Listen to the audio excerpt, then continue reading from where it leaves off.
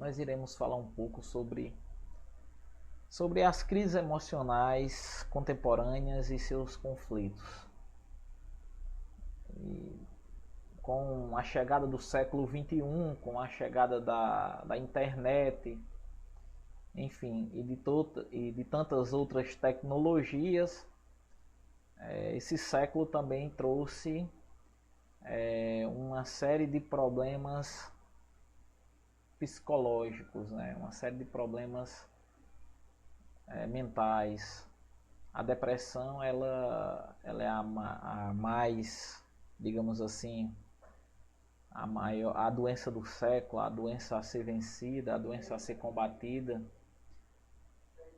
Mas a depressão é algo que vai acontecendo ao longo do tempo, as coisas que acontecem na vida do ser humano, mas existem outras questões, outros conflitos antes da pessoa ser diagnosticada com a depressão. Existem outros problemas psicossomáticos, assim pode ser ditos, né? Outros traumas, outras coisas que acontecem.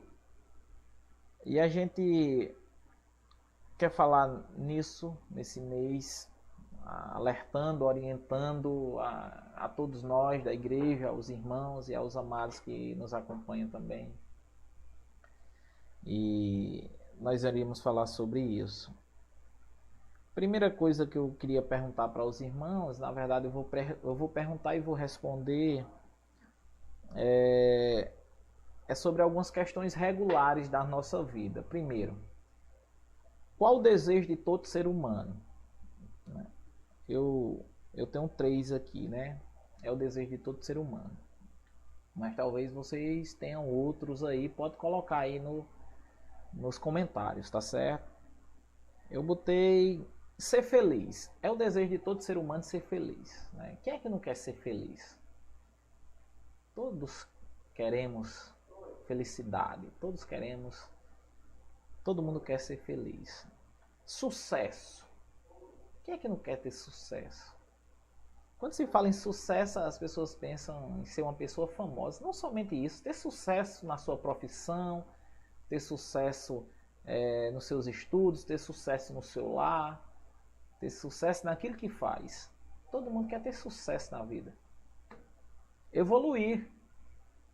Todo mundo quer crescer, quer evoluir, quer melhorar, quer ser uma pessoa melhor como ser humano, como pai, como mãe, como filho, como profissional, quer evoluir intelectualmente. Então, esse é o desejo de todo ser humano. Ou esses são os desejos de todo ser humano. Ser feliz, ter sucesso e evoluir. Agora, o que todo ser humano evita? Eu também enumerei 3 aqui, né? Sofrimento. Todo ser humano evita o sofrimento. Ou é natural que o ser humano evite o sofrimento. Às vezes parece que umas pessoas gostam de sofrer, né? Mas não aprendem com sofrimento. Mas a gente passa por sofrimentos na vida, mas a tendência é que a gente evite isso. Quando a gente sofre com algo, aí a gente evita sofrer novamente com daquela mesma forma, evita passar por aquilo de novo. A outra coisa é dor. O ser humano evita a dor. E aí a dor a gente pode classificar em duas dores, né? A dor física, a dor que o ser humano já quando nasce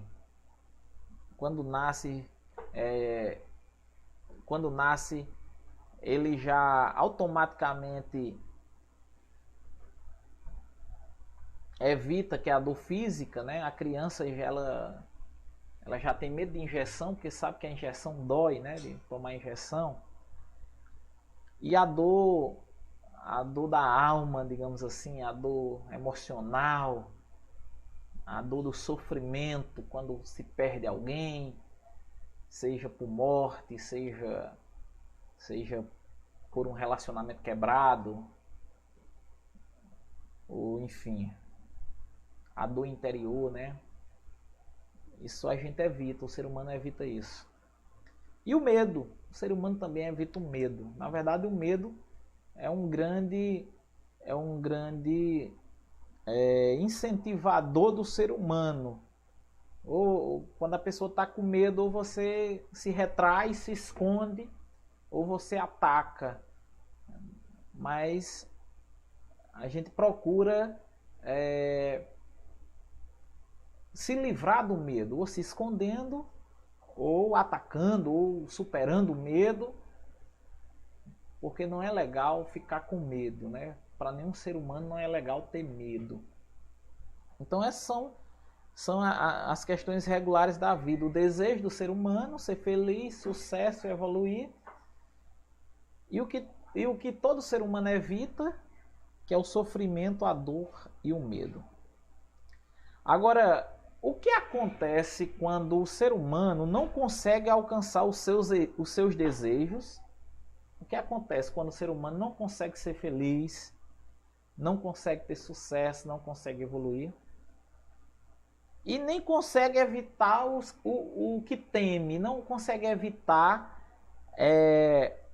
o sofrimento, a dor, o medo. Então,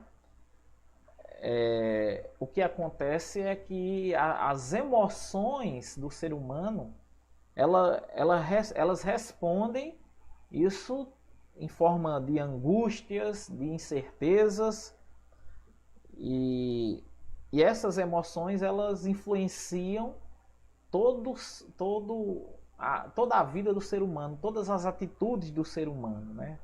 Todas as outras coisas ou sentimentos que possam existir do ser humano vão sendo influenciados pelo simples fato de o ser humano não conseguir aquilo que deseja na vida, que é ser feliz, ter sucesso, evoluir, e também não conseguir evitar aquilo que não quer, que é sofrimento, dor, medo, perca.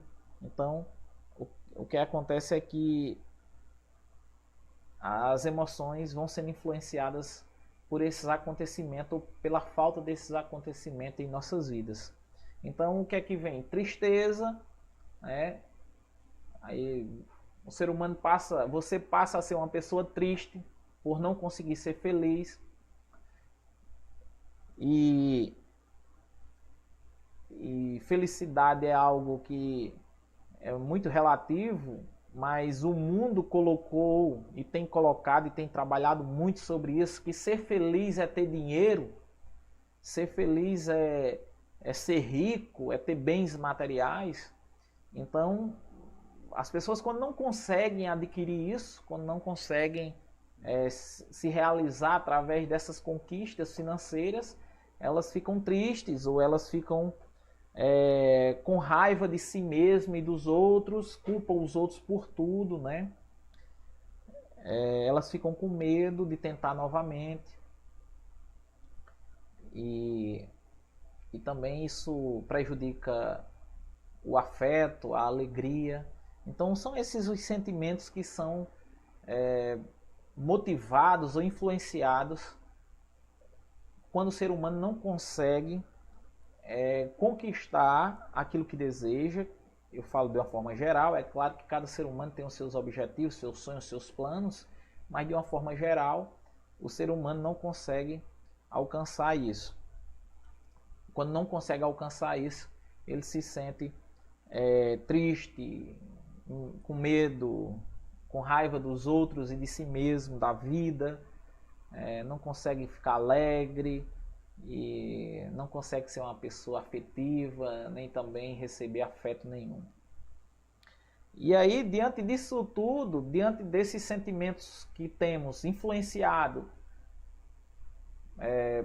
pela falta de conquistar ou de realizar os desejos que queremos e de evitar aquilo que não queremos, Vem três coisas ou três males que tomam de conta do ser humano nesse século XXI, que eu falei de um no início, né?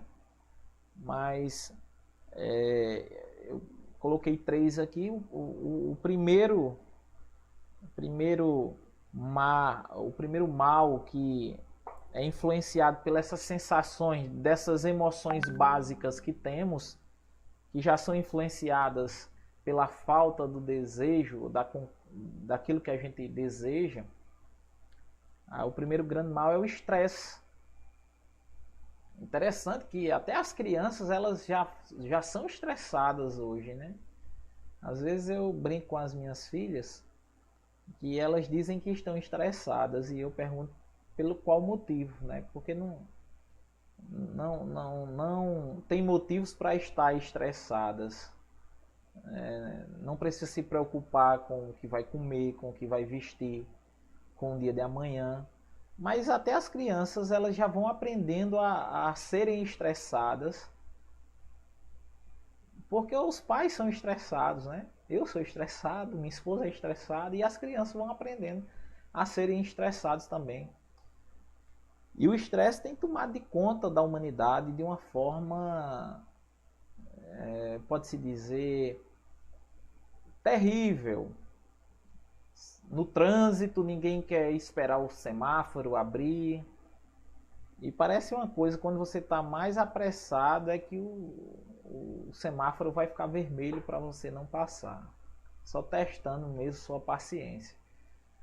E a gente está vivendo esse momento de pandemia aí, e agora a gente voltou aí às filas enormes, né? Já existia, mas agora quem precisa usar os serviços bancários presencialmente, que sabe disso aí, supermercados, até na farmácia agora tem fila, em tudo tem fila agora. Isso causa um estresse tremendo, porque o ser humano do século XXI é aquele ser humano que não quer esperar em nada, não quer esperar 5 minutos, não quer esperar por nada. Você tem uma internet, se a internet está lenta, não está legal, aí você vai lá no provedor no outro dia e vai pedir para aumentar a potência da sua internet, porque você não consegue. Não é legal esperar um download 5 minutos, um download tem que ser 30 segundos, né? Isso é o que o mundo consumista passou para a gente, o mundo tecnológico passou para a gente, que as coisas são rápidas. E quando as coisas são lentas, isso causa um estresse natural e outras coisas, a falta de descanso, o trabalho excessivo e problemas emocionais, espirituais de todos os setores têm causado estresse nas pessoas.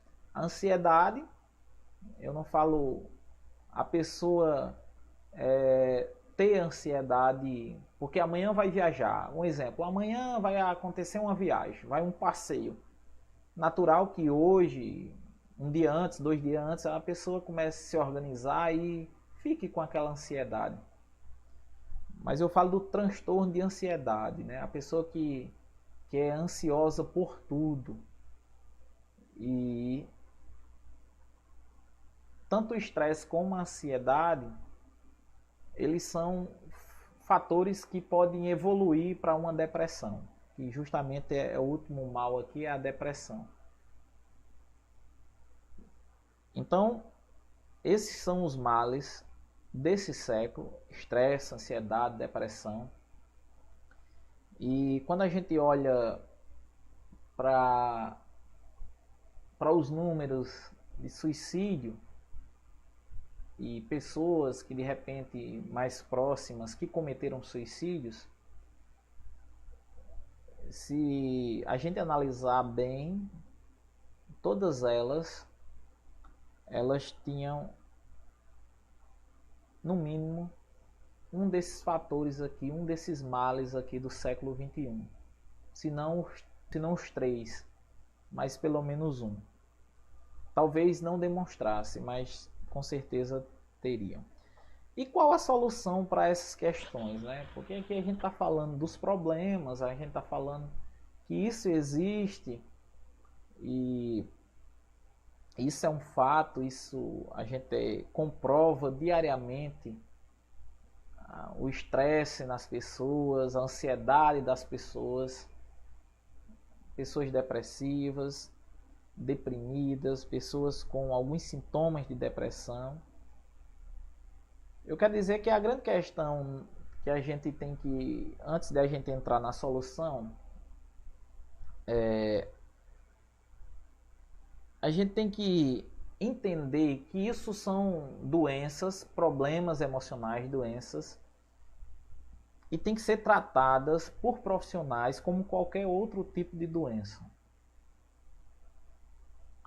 Então, durante muito tempo, as pessoas resistiam ao tratamento psicológico, e ainda tem muita gente que resiste aos tratamentos psicológicos.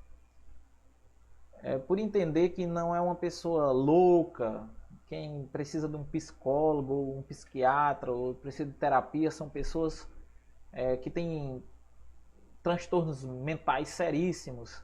Não. A nossa mente, ela precisa de tratamento, ela precisa de cuidado. Assim como qualquer área do nosso corpo, certo? Quando a gente está com um problema no dente, a gente procura um dentista, né? Na igreja a gente tem a irmã Yara, doutora Yara.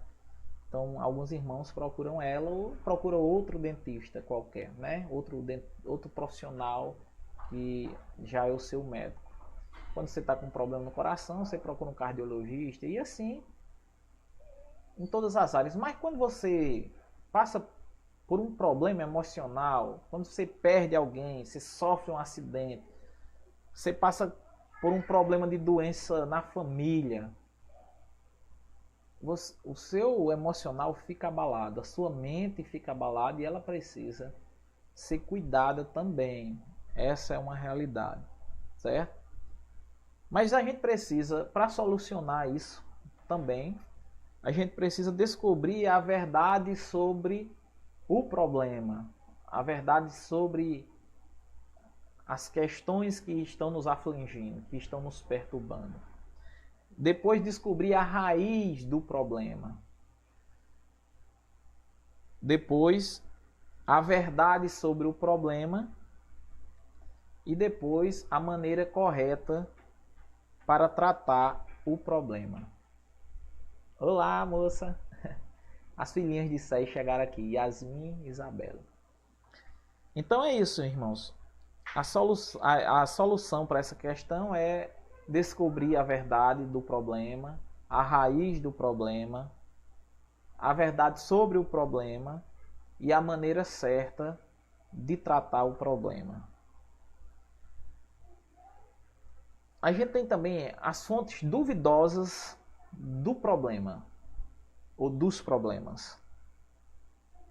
São as fontes duvidosas dos nossos conflitos. E isso é bem diferente do que achamos que seja. O brasileiro ele tem uma receita para tudo. Então, quando alguém está passando por qualquer situação, o brasileiro já faz uma análise e já dá o diagnóstico. Né? Eu gosto muito de esportes, futebol, e quem gosta de futebol sabe disso, né? O brasileiro, todo torcedor de time de futebol no Brasil, ele é um técnico, porque ele sabe de tudo. Ele sabe escalar o time dele, ele sabe dizer quem é bom e quem é ruim, e que o treinador do time dele não presta.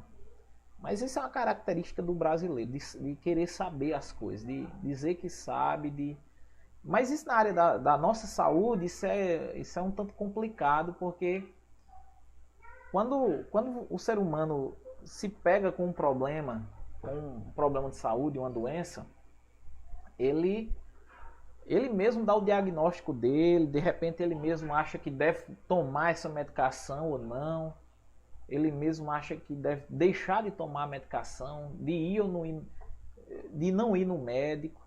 Isso é um perigo. E talvez isso seja a fonte número 1 dos problemas da evolução dos problemas, né? E também acreditar que sabe das coisas, acreditar que é mais conhecedor do que um profissional da área da saúde, da área mental. Isso é um grande problema. A outra coisa é acreditar que a culpa é de algo ou de alguém. Colocar a culpa nos outros. Isso é um grande problema também. Não se responsabilizar pelos atos, pelos seus próprios atos, certo? E o que é que isso causa, né? Quando a gente não se responsabiliza pelos nossos próprios atos, coloca a culpa nos outros e também acha que sabe de tudo, acha que sabe o que está passando, acha que sabe como resolver o problema. Isso causa uma ideia falsa do problema, do que você tem. Isso causa frustração por não conseguir resolver o problema, não melhorar. Isso demonstra que você ignora a soberania de Deus, porque Deus deixa os profissionais, as autoridades, enfim, a ciência, a medicina, para que a gente usufrua disso, né? Então, uma pessoa que sempre coloca a culpa nos outros, que acha que sabe de tudo, essa pessoa também tem uma possibilidade enorme de evoluir caso tenha um desses males do século, que é o estresse, a ansiedade e a depressão, né? Nunca se responsabiliza por nada, ignora a soberania de Deus, então vai ter uma ideia falsa das coisas, muita frustração.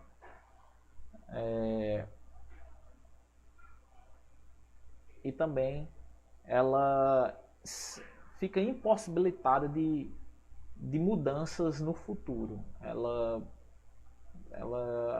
Uma pessoa que acha que já sabe, que sempre os outros são culpados, então ela nunca quer mudança, ela nunca vai mudar. Isso é um problema gravíssimo. A mente vai cada vez mais atrofiando, fechando, né?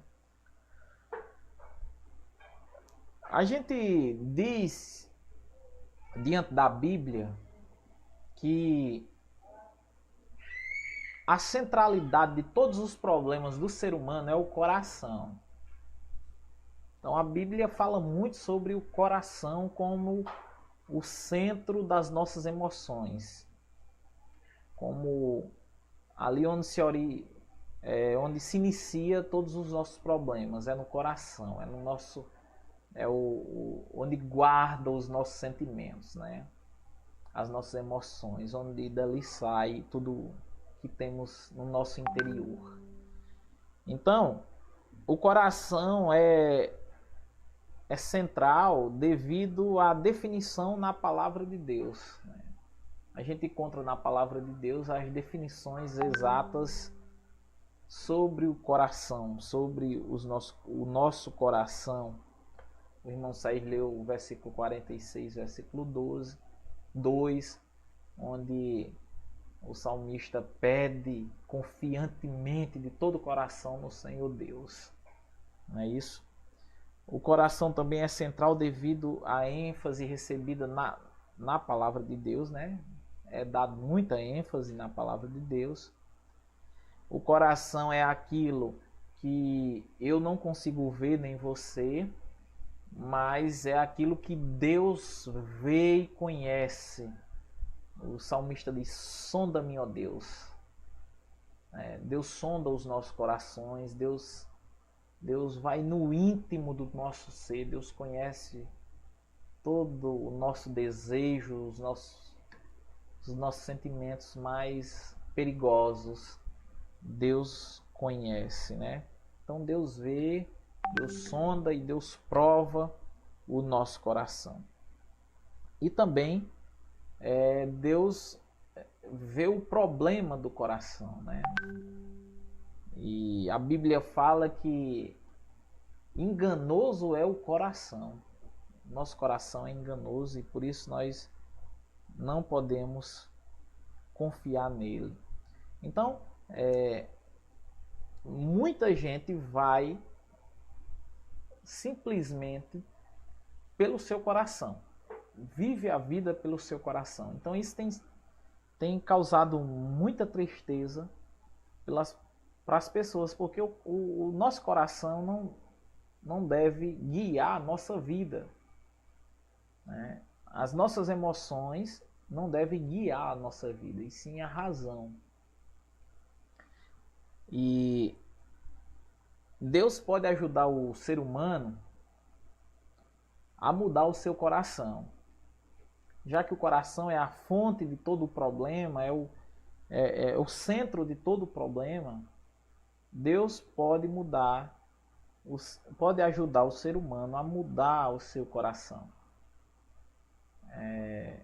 A gente confia muito em nós mesmos. Tem pessoa que diz assim: eu senti no meu coração que eu tinha que fazer. Isso é um perigo, porque pode dar certo, mas há muitas possibilidades de dar errado, porque o coração não é e nem deve ser o nosso guia para a nossa vida. O nosso guia deve ser Deus.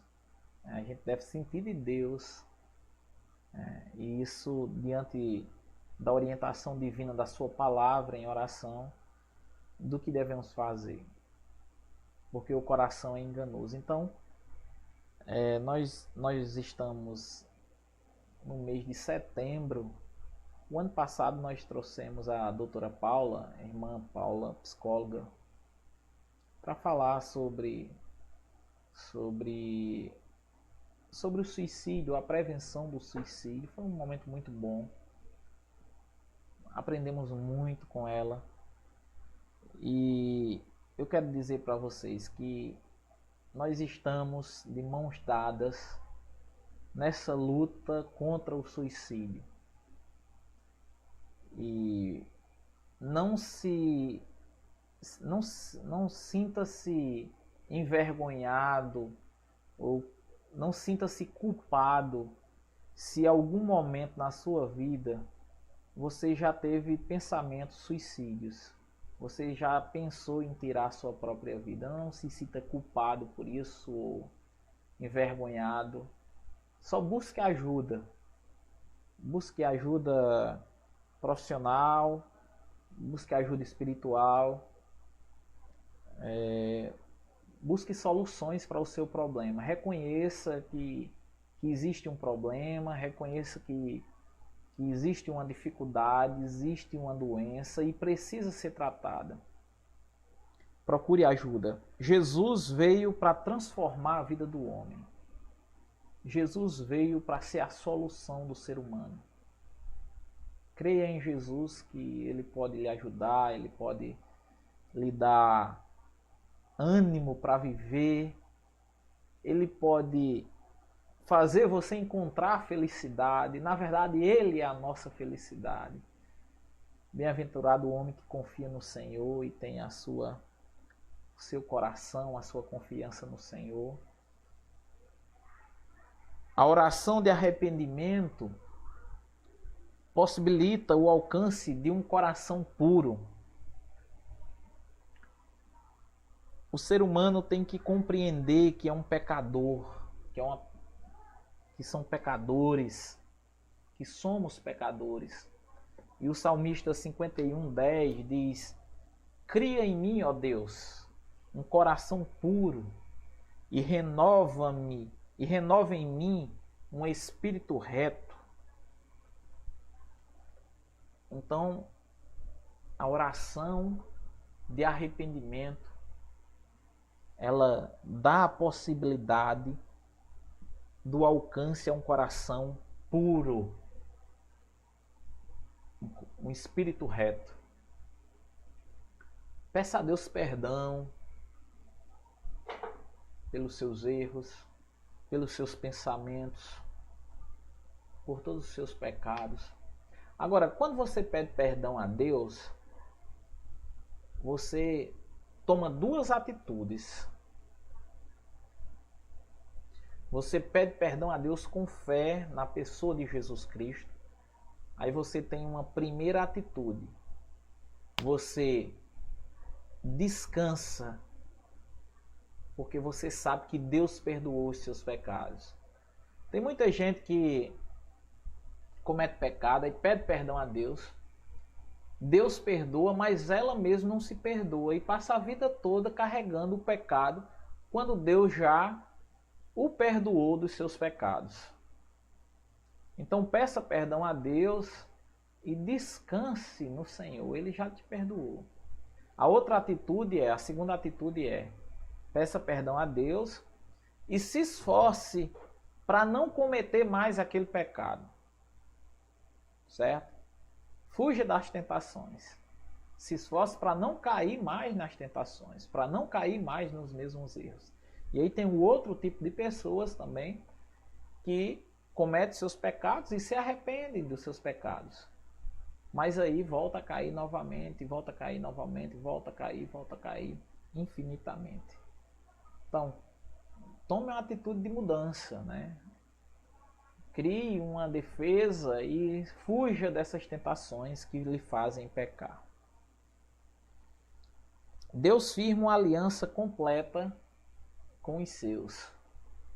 Então saiba que Deus, Ele enviou Jesus para ser o Salvador da humanidade, aquele que perdoa os pecados, aquele que resolve os problemas. E Ele firmou uma aliança com aqueles que creem em Jesus. Ele diz: esta é a aliança que farei com eles. Depois daqueles dias, diz o Senhor, porei as minhas leis no coração deles e as escrevi na sua mente. Então acrescenta: e jamais me lembrarei dos seus pecados e das suas iniquidades. Ora, onde há perdão de pecados, há necessidade de sacrifício pelo pecado. Então Deus faz uma aliança na pessoa de Jesus conosco. A aliança é essa, que Deus enviou Jesus para morrer por nós, pelos nossos pecados. E a partir do momento que cremos em Jesus Cristo, Deus coloca a sua lei ou as suas leis nos nossos corações, no nosso coração.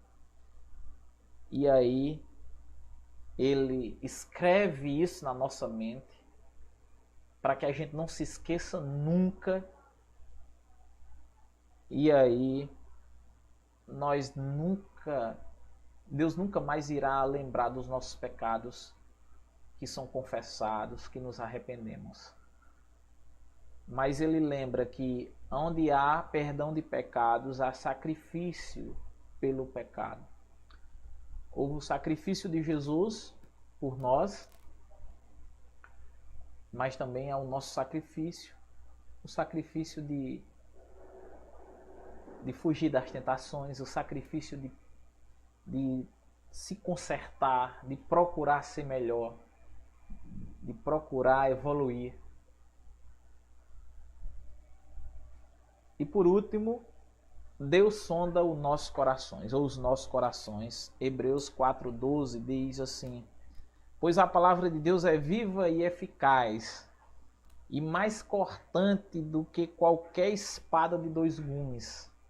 Ela penetra até ao ponto de dividir a alma e o espírito, juntas e medulas, e é apta para discernir os pensamentos e intenções do coração. Não adianta o que a gente aprende quando a gente diz que Deus sonda os nossos corações. Não adianta você enganar ou querer enganar a Deus não se engana. Deus conhece os nossos corações. Eu não conheço o seu coração e nem você conhece o meu coração. Nós nos conhecemos, nós temos afinidades com os irmãos, mas você não conhece o meu coração, nem eu conheço o seu coração. Mas Deus conhece os nossos corações. E tem muita gente que vive uma vida dupla ou até tripla, uma vida que não é a vida do seu interior, não é de fato aquilo que está no seu íntimo, é uma vida de aparência. Isso faz um mal tremendo, e isso causa uma destruição tremenda no seu coração. Deus conhece os nossos corações, Deus sonda, e a espada, ou a palavra dele é como espada que penetra até a divisão da alma e do espírito, até conhecendo os nossos pensamentos e a intenção dos nossos corações, certo? E o ser humano, ele às vezes quer enganar um ao outro, às vezes engana até a si mesmo, tenta enganar a si mesmo, mas a Deus ele não consegue enganar. Então, as crises emocionais que o ser humano passa, essas crises da atualidade, contemporâneas, elas são, assim, pode-se dizer, aumentadas, potencializadas por conflitos de ideias, de pensamentos, que também concentram a culpa naquilo que é externo e nunca naquilo que está dentro, né? E por isso, buscar soluções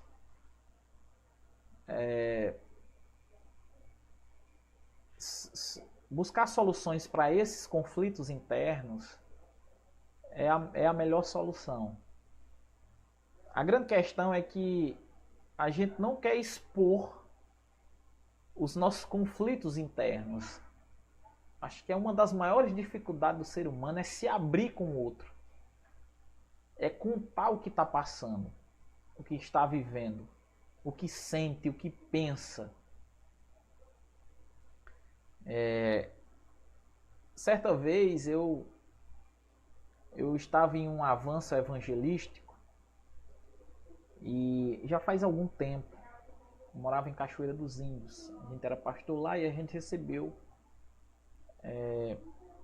um grupo de americanos, irmãos americanos, norte-americanos.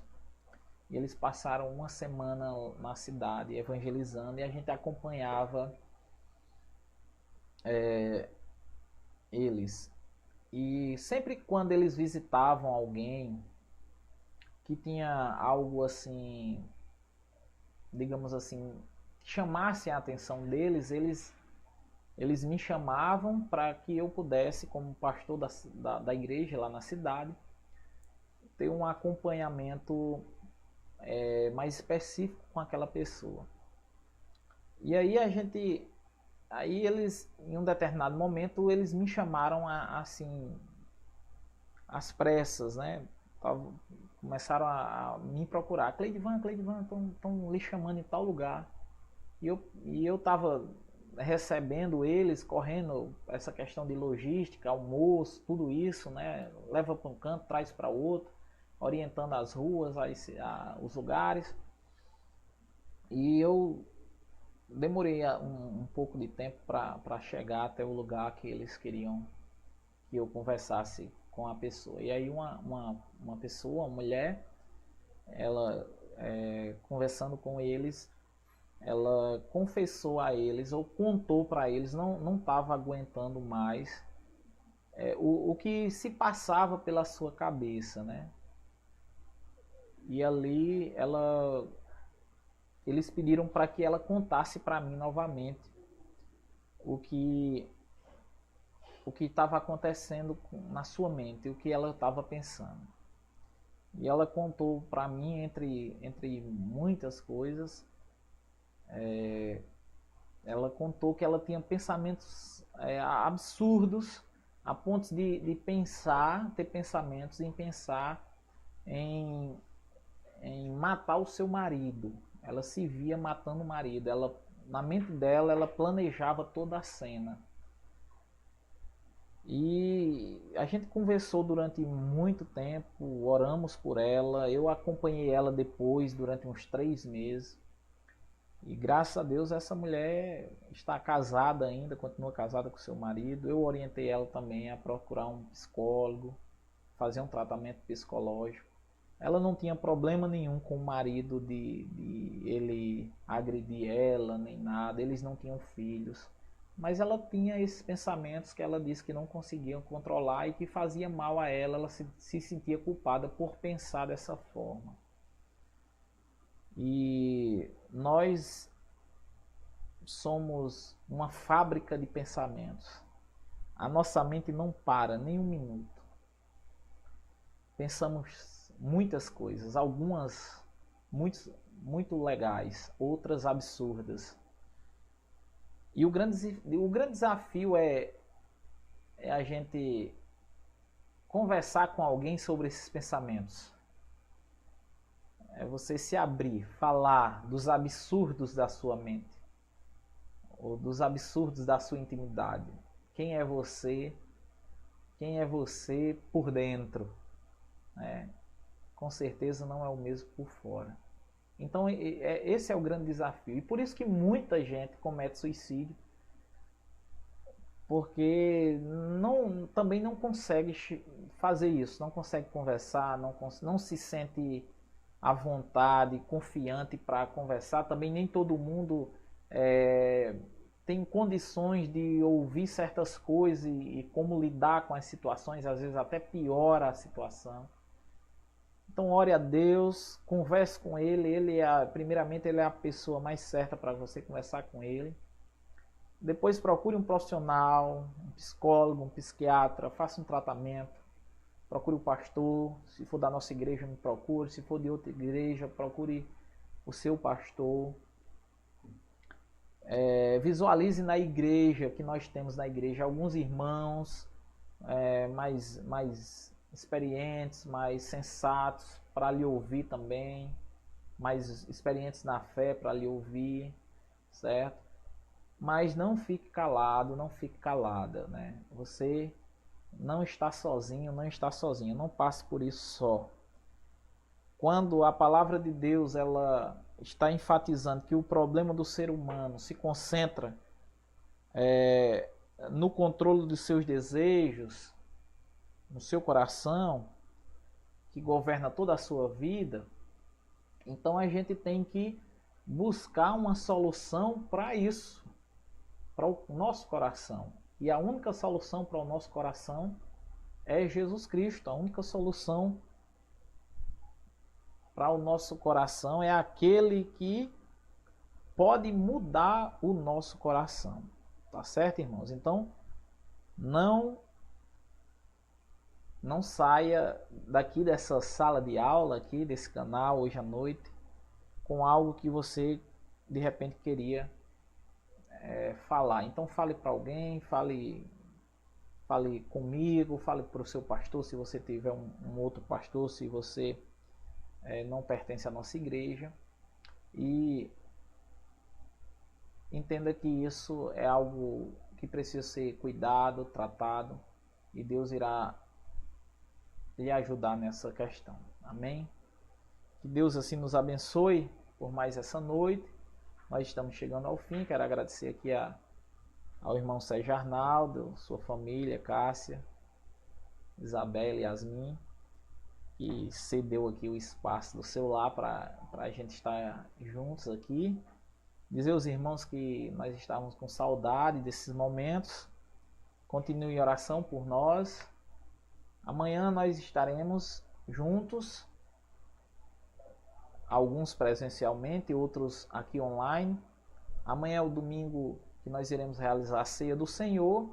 Então você que não vai estar no templo, você compre o seu suco de uva e seu pão, você que já é batizado nas águas, E o homem da casa aí, se o homem for o irmão da nossa igreja, você lidere esse momento aí, seja o sacerdote do lar, abençoe aí os elementos e distribua a ceia do Senhor. Se não, pode ser a mulher também. Amanhã nós iremos celebrar a ceia do Senhor e estaremos todos juntos, tá bom? Quero agradecer a todos aqui que estão conosco: Anthony Everton, Joana Dark, Elias, Fran Araújo e irmã Antônio. Tem alguém aqui que está com ensinamentos, não sei quem é, mas Deus abençoe também. Sérgio, todo mundo que estão aqui. Deus abençoe. Até amanhã. Se assim Deus não voltar hoje à noite, nós estaremos juntos amanhã em nome de Jesus.